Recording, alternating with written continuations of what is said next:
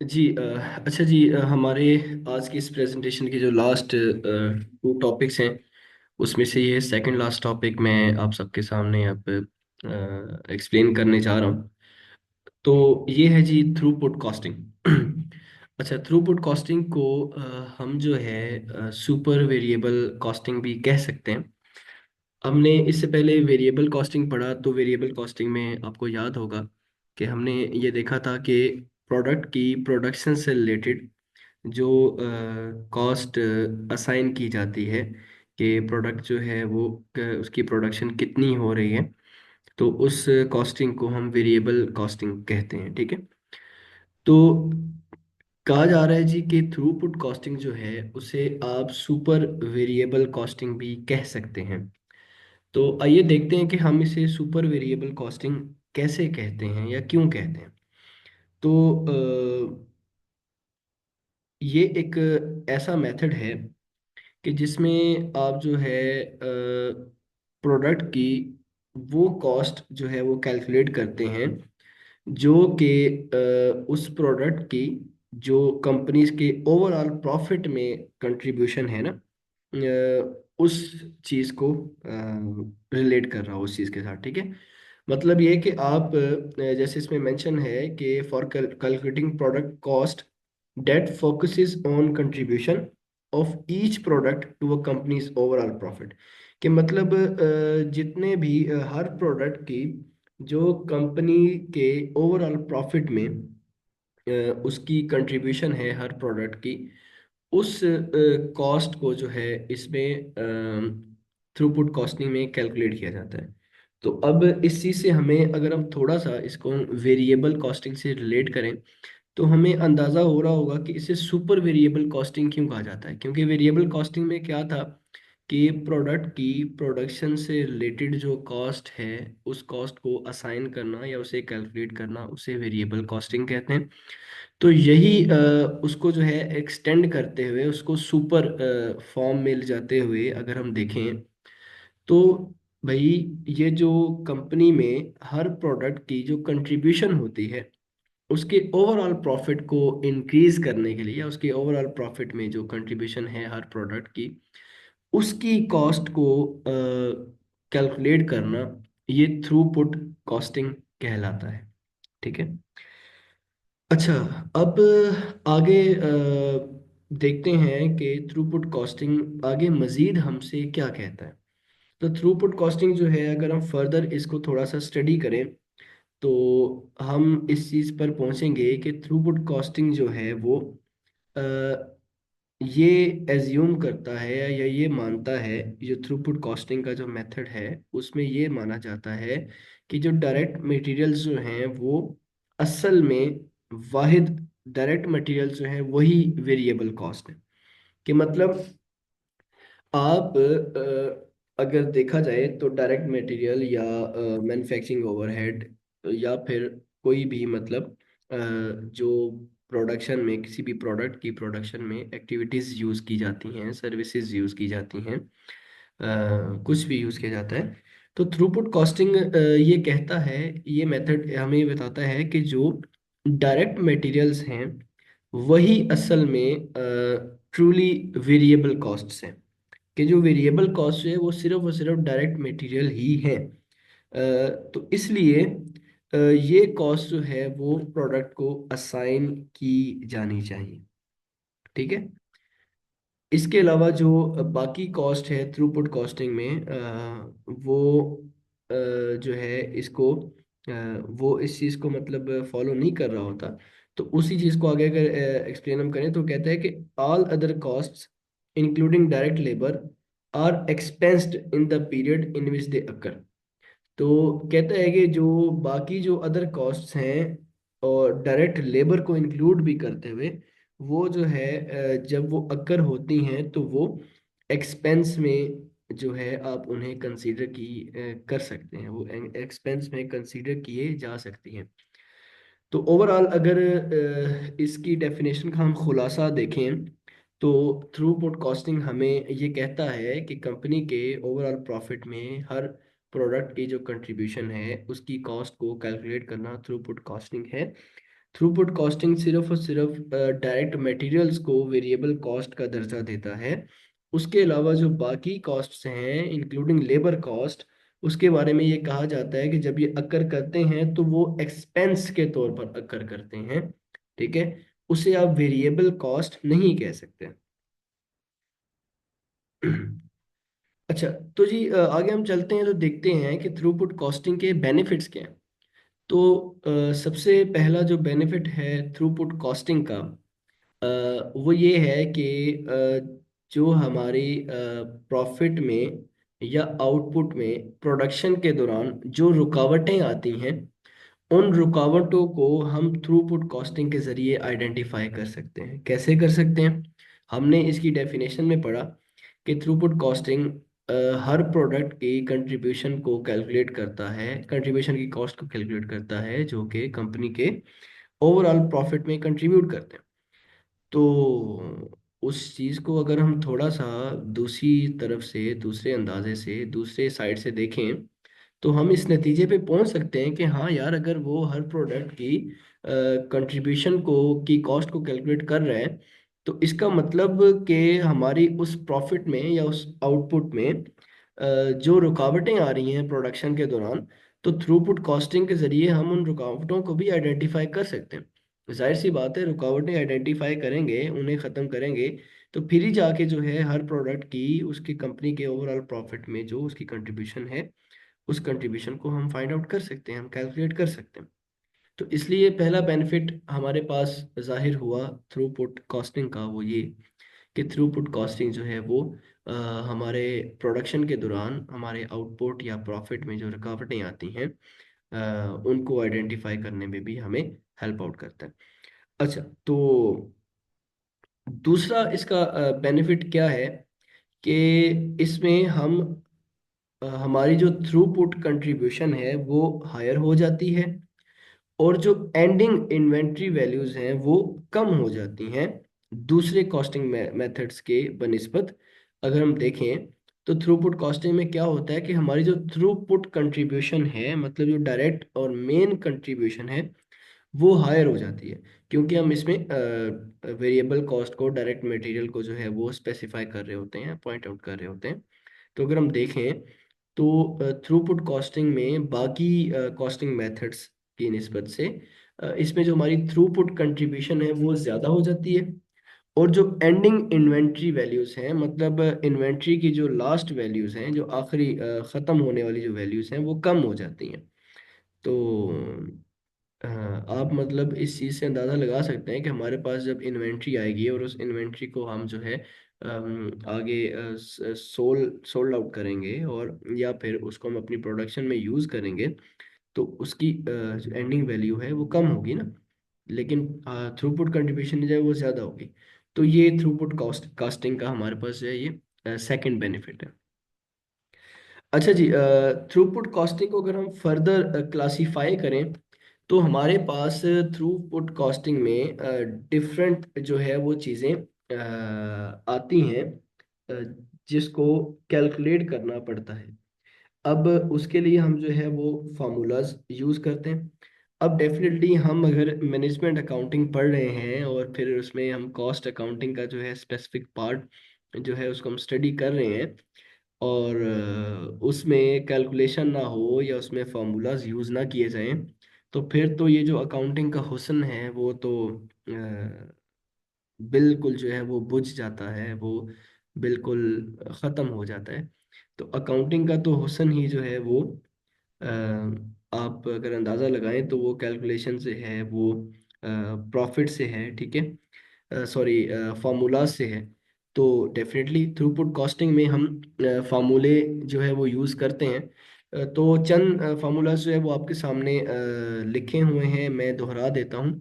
सबसे पहले हम थ्रूपुट किस तरह से फाइंड आउट करते हैं। थ्रूपुट फाइंड आउट करने के लिए हम जो परचेज्ड मटेरियल कॉस्ट है उसको हम रेवेन्यू में से माइनस कर देते हैं। जैसा कि हमने स्टार्ट में बात की कि थ्रूपुट कॉस्टिंग जो है वो ये कहता है कि जो डायरेक्ट मटेरियल है वही असल में वेरिएबल कॉस्ट है। जो बाकी कॉस्ट्स हैं वो जब अकर होती हैं तो वो एक्सपेंस में शुमार की जाती हैं, वो काफ़ी एक्सपेंसिव हो जाती हैं, ठीक है। तो थ्रूपुट फाउंड करने के लिए हम सबसे पहले क्या करेंगे, हम परचेज्ड मटेरियल कॉस्ट को, जो मतलब हमने मटेरियल परचेज किया है उसकी कॉस्ट को हम रेवेन्यू में से माइनस कर देंगे। अब उसके बाद नेट प्रॉफिट हम किस तरह से फाइंड आउट कर सकते हैं नेट प्रॉफिट। तो नेट प्रॉफिट फाइंड आउट करने के लिए हम क्या करेंगे कि हमने जो थ्रूपुट फाइंड आउट किया था, उस थ्रूपुट में से हम ऑपरेटिंग एक्सपेंसेस जो हैं, जो कि थ्रूपुट कॉस्टिंग स्टार्ट में हमें कह रहा था कि जो अदर कॉस्ट्स हैं वो बेसिकली एक्सपेंसेस हैं। तो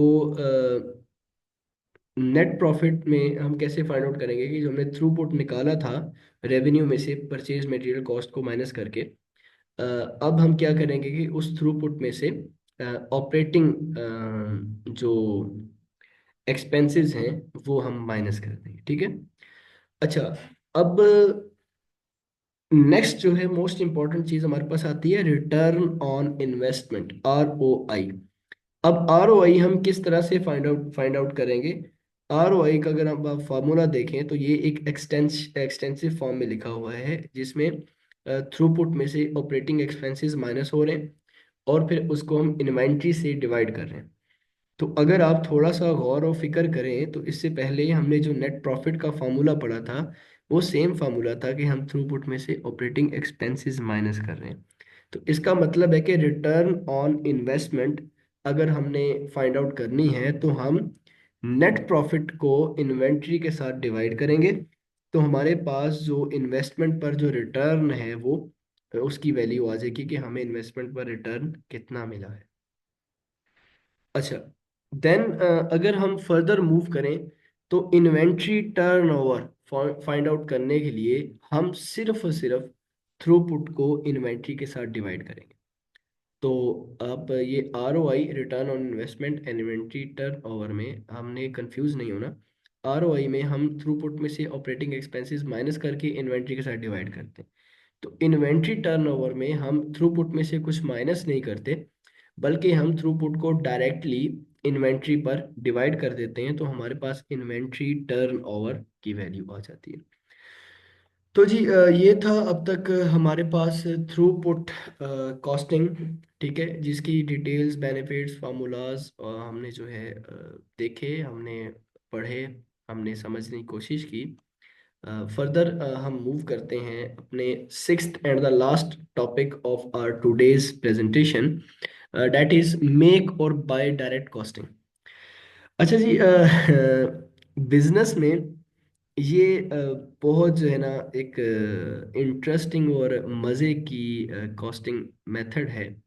अगर आप इसको थोड़ा सा एक्सप्लोर करें, आप इसकी थोड़ी सी गहराई में जाएं, इसको डिटेल्स में देखें, तो ये बहुत इंटरेस्टिंग कॉस्टिंग मेथड है मेरी नज़र में, कि जिसमें आप मैं अगर एक थोड़ा सा इनफॉर्मल वे में बात करूं तो आप बहुत ज़्यादा झंझट से बच जाते हैं और आपको जो है बहुत सुकून के साथ आपको जो प्रोडक्ट चाहिए होता है आपको वो मिल जाता है। अच्छा, हम देखते हैं इसको कि ऐसा क्यों है, ये इंटरेस्टिंग क्यों है। तो मेक और बाय डायरेक्ट कॉस्टिंग क्या होता है, एक ऐसा कॉस्ट एनालिसिस मेथड है कि जिसमें आप इस चीज़ को डिटरमाइन कर रहे होते हैं, इस चीज़ को एनालाइज कर रहे होते हैं कि कंपनी को कोई भी प्रोडक्ट खुद बनाना चाहिए या फिर उसको वो प्रोडक्ट जो है वो एक्सटर्नल सप्लायर से खरीद लेना चाहिए, ठीक है। लाइक इंटरेस्टिंग फैक्टर आ गया ना इसमें कि भाई हम क्यों झंझट में फंसे, हम क्यों लेबर देखें, हम क्यों जो है वो एक्टिविटीज के एक्सपेंस निकालें, हम क्यों जो है अपने मशीनरी के वर्किंग आवर्स काउंट करें, हम लेबर आवर्स हम काउंट करें, हम डिफरेंट अदर अगर हम बाकी कॉस्टिंग मेथड्स के हिसाब से देखें तो बाकी अदर कॉस्ट्स हम देखें, या फिर अगर हम थ्रूपुट कॉस्टिंग मेथड के हिसाब से देखें तो हम क्यों डायरेक्ट जो वेरिएबल कॉस्ट है उसके अलावा हम बाकी जो एक्सपेंसेस को देखें या हम उनमें अपना दिमाग जो है वो खपाएं। तो बेहतर नहीं है कि हम मेक और बाय डायरेक्ट कॉस्टिंग मेथड जो है वो अप्लाई करें जहां जहां ये अप्लाई हो सकता है। तो हम उसमें ये देखें कि भाई कंपनी को जो रिक्वायर्ड प्रोडक्ट है वो इंटरनली खुद बनाना चाहिए या फिर उसे एक्सटर्नल सप्लायर से खरीद लेना चाहिए। लेकिन सवाल ये उठता है कि इस एनालिसिस में अगर हम देखें इस कॉस्टिंग मेथड में, तो बात करने से तो ये बिल्कुल एक सिंपल सी बात है। लेकिन अगर हम इसकी डिटेल्स में जाएं तो ये थोड़ा सा लॉजिकल मेथड ज़रूर है। तो हम देख लेते हैं आगे जाके कि इसमें लॉजिक कहाँ पे आती है। अच्छा, इसमें हम सिर्फ और सिर्फ कंसीडर करते हैं डायरेक्ट कॉस्ट्स जो कि हर ऑप्शन के साथ एसोसिएट होती हैं। मतलब ये कि वो कॉस्ट जो सिंगल यूनिट को प्रोड्यूस करने के लिए हमें लग रही है, ठीक है। जैसे कि रॉ मटेरियल या फिर डायरेक्ट लेबर, ठीक है। तो ये चीज़ें हम जब भी हम डिसीजन करना है कि हमें हमने प्रोडक्ट खुद बनाना है या बाहर से लेना है, तो हमने उस वक्त तो सिर्फ और सिर्फ देखना है ये है कि हमारा रॉ मटेरियल का खर्चा कितना आ रहा है और हमारा डायरेक्ट लेबर का खर्चा कितना आ रहा है, ठीक है। उसमें हमने लाइक ये नहीं देखना कि हमारे जो है वो वर्किंग आवर्स कितने लग रहे हैं, हमारे जो है वो एक्टिविटी की कॉस्ट कितनी आ रही है। सही है। हमने ये चीज़ें क्योंकि जब हम प्रोडक्ट बनाएंगे तब ही हमारी एक्टिविटी कॉस्ट आएगी ना।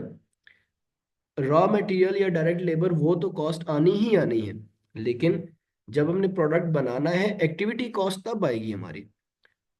तो फिर हम इस सिनेरियो में सिर्फ हम देखते हैं कि यार हमारा रॉ मटेरियल कितने का आएगा और हमारी जो डायरेक्ट लेबर है वो कितने की लगेगी, उस पे कितनी कॉस्ट आएगी। अगर वो उसी कॉस्ट में बाहर से प्रोडक्ट हमें मिल रही है या फिर उससे कम कॉस्ट में बाहर से प्रोडक्ट हमें मिल रही है, तो हम बजाय इसके कि हम प्रोडक्ट बनाएं, हम जो है बाहर से वो प्रोडक्ट खरीद लेते हैं। तो ये अगर इसके आप मेक और बाय डायरेक्ट कॉस्टिंग में इसकी डिटेल्स में जाए तो ये बहुत एक लॉजिकल और इंटरेस्टिंग कॉस्टिंग मेथड है जिसको यूज करते हुए आप बहुत ज़्यादा बेनिफिट्स उठा सकते हैं।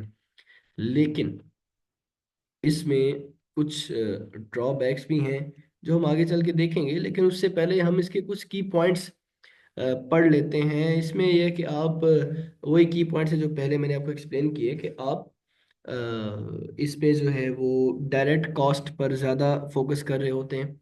सिर्फ और सिर्फ आप डायरेक्ट कॉस्ट पे फोकस कर रहे होते हैं, डायरेक्टली हमारी कॉस्ट कितनी लग रही है, ठीक है। बाकी एक्टिविटी कॉस्ट या इस तरह की कॉस्ट को आप इग्नोर कर रहे होते हैं इसमें।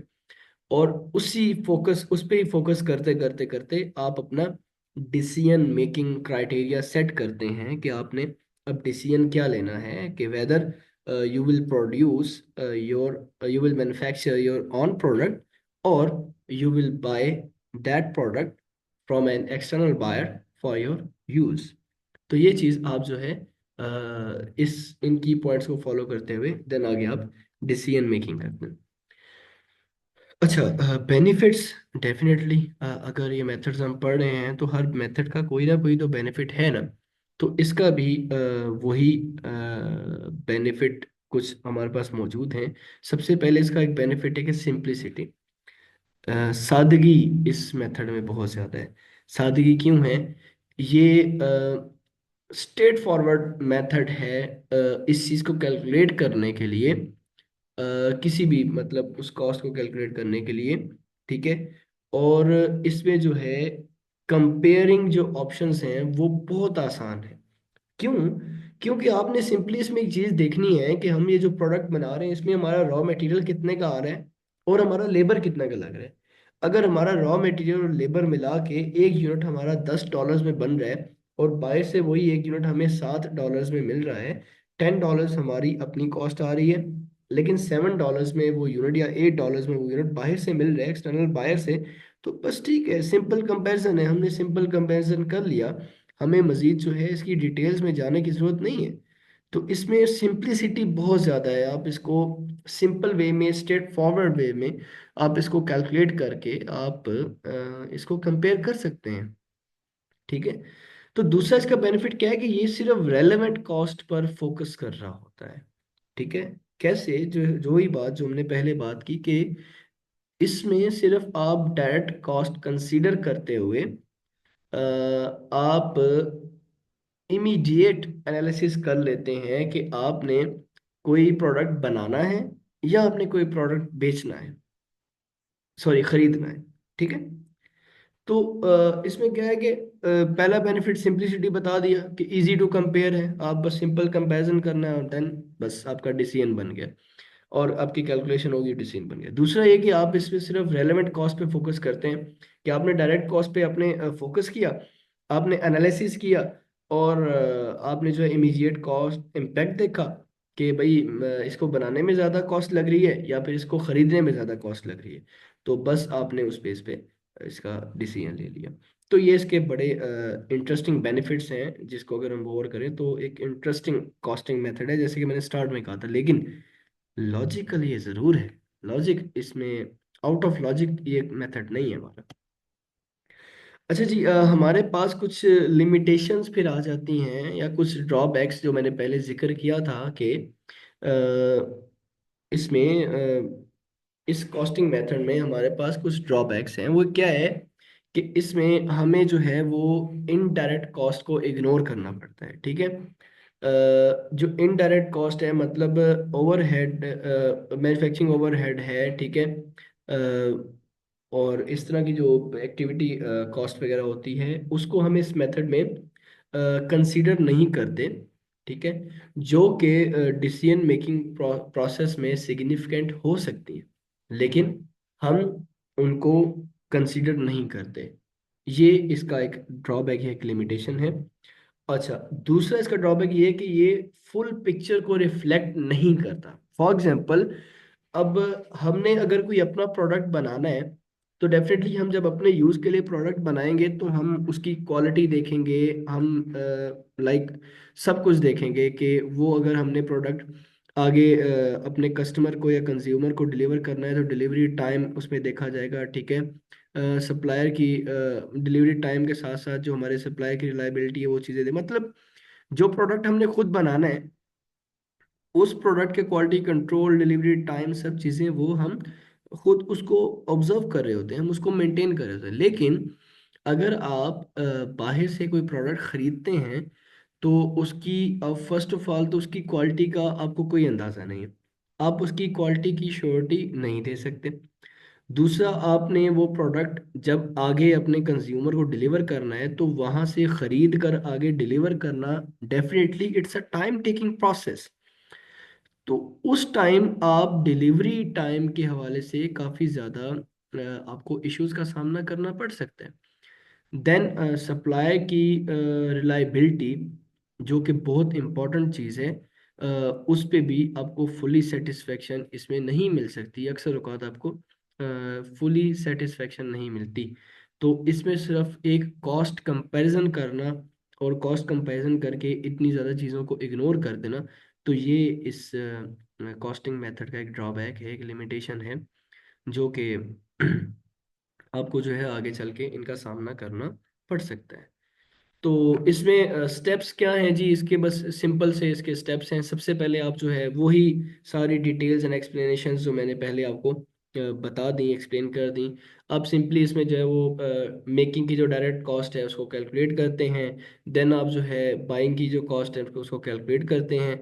देन आप उन दोनों कॉस्ट्स को आपस में कंपेयर करते हैं, कंपेयर करके आप फिर एक डिसीजन ले लेते हैं कि वही बात है कि whether you will make your own product और you will buy it from an external supplier. तो ये आपका प्रॉपर जो है एक डिसीजन बन जाता है। पहले आप डायरेक्ट कॉस्ट मेकिंग की आप कैलकुलेट करेंगे, फिर आप बाइंग की कॉस्ट कैलकुलेट करेंगे, फिर आप दोनों कंपेयर करेंगे और आप अपना डिसीजन बनाएंगे। तो जी, थैंक यू सो मच। ये थी हमारी आज की प्रेजेंटेशन, मैनेजमेंट अकाउंटिंग या कॉस्ट अकाउंटिंग के 6 मोस्ट इम्पॉर्टेंट टॉपिक्स, या मैं कहूँ कि मोस्ट इम्पॉर्टेंट कॉस्टिंग मेथड्स। ठीक है। तो ये आपके सामने मौजूद थे, जो मैंने आपके सामने प्रेजेंट कर दिए। इनसे रिलेटेड आपको कोई क्वेश्चन हो, कोई क्लैरिफिकेशन हो, तो ये मेरा कॉन्टैक्ट नंबर भी मौजूद है, मेरा ईमेल एड्रेस भी मौजूद है, और कायद आज़म यूनिवर्सिटी में मेरे डिपार्टमेंट का एड्रेस भी मौजूद है। तो you can contact me, you can ask anything if you want. इंशाल्लाह I will be there for any kind of help. And thank you so much. Stay blessed, take care, अल्लाह हाफिज़।